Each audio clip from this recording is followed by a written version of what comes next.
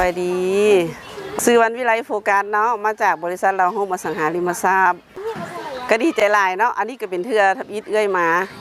โรงเรียนผสมสมบูรณ์ดงสวัสดิ์เนาะเมืองศรีนาคก็ได้มาเห็นน้องๆเมื่อนี้ก็มาเลี้ยงเข่าน้องๆเนาะแล้วก็มอบทั้งสีแล้วก็มอบทั้งอันกิบซ้ำให้เพิ่นอันซ่อมแปลงทั้งอันห้องเนาะก็ครบคิดของเอื้อยเนาะกับการช่วยเหลือเป็นการดี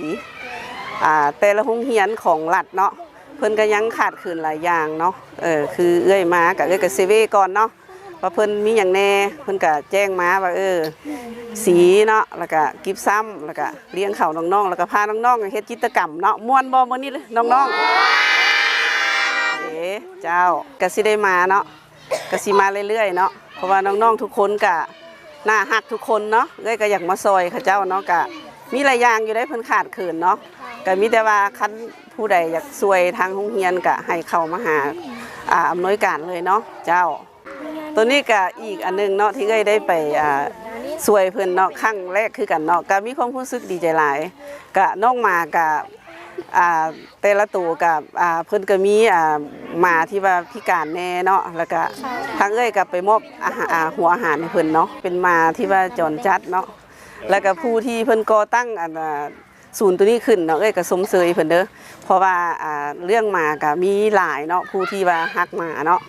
แล้วก็ก็ได้ไปเห็นเพิ่นเฮ็ดเนาะแล้วก็เป็นศูนย์ของบ้านมีม่านสวนเนาะ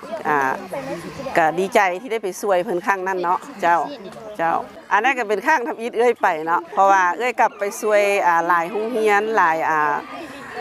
มูลนิธิเนาะแต่ตัวนี้ก็ได้ไปครั้งแรกก็ได้ไปช่วยเพิ่นก็คือเครื่องอุปกรณ์นักเรียนเนาะก็หลายอย่าง13อย่างเนาะช่วยเจ้าก็ช่วยไปเรื่อยๆนี่แหละเนาะช่วยเหลือสังคมช่วยเหลือทางโรงเรียนแน่ช่วยเหลือคนทุกข์ยากแน่เนาะบางเทื่อก็ออกไปแถว1 ชั่วโมงไปทั้งบ้านพ้นเงินเนาะอันนั้นก็ไปช่วยเป็นเครื่องนุ่งเป็นข้าวเป็นเครื่องไส้เป็นอุปกรณ์หลายอย่างต่างๆเนาะเจ้าขอบใจหลายๆบ๊ายบาย